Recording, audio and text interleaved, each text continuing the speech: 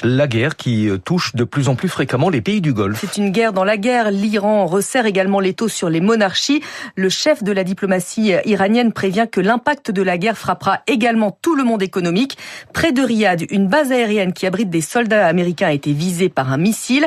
L'ambassade américaine en Irak, elle aussi, a été ciblée par des drones et Abu Dhabi, Doha et Dubaï sont également pris pour cible. Une situation qui pousse donc de plus en plus de multinationales à préparer ses ressortissants à partir.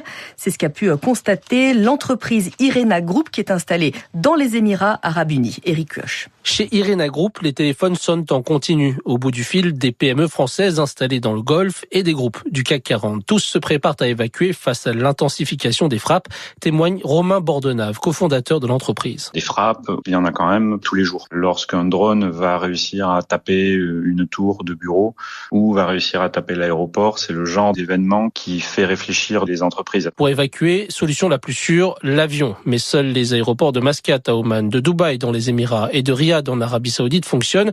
Pour de nombreux clients, il faut donc prendre la route et c'est toute une logistique. Il y a la disponibilité des ressources. On n'est pas les seuls à vouloir évacuer, donc trouver des bus disponibles, affréter un avion. Si on évacue une famille avec des enfants en bas âge, il faut aussi adapter toute la logistique pour que toute la famille puisse partir sereinement. Difficile de chiffrer le coût de telles opérations, mais la facture affiche aisément des dizaines, voire des centaines de milliers d'euros, raison pour laquelle certaines entreprises hésitent encore. Les entreprises ont déjà évacué ceux qui étaient ici mais qui n'avaient plus rien à faire ici. Certaines familles, mais elles sont encore très rares à avoir évacué les permanents. Tout le monde attend de voir si la situation va s'améliorer et donc éviter de lancer des évacuations massives. Jusque-là, Irena Group a accompagné une centaine de personnes hors des pays du Golfe. Un chiffre qui pourrait grimper en flèche dès les prochains jours. Et j'ajoute que des couloirs aériens d'urgence sécurisés ont été mis en place par les Émirats Arabes Unis pour limiter le nombre d'annulations de vols au départ de Dubaï justement ou d'Abu Dhabi.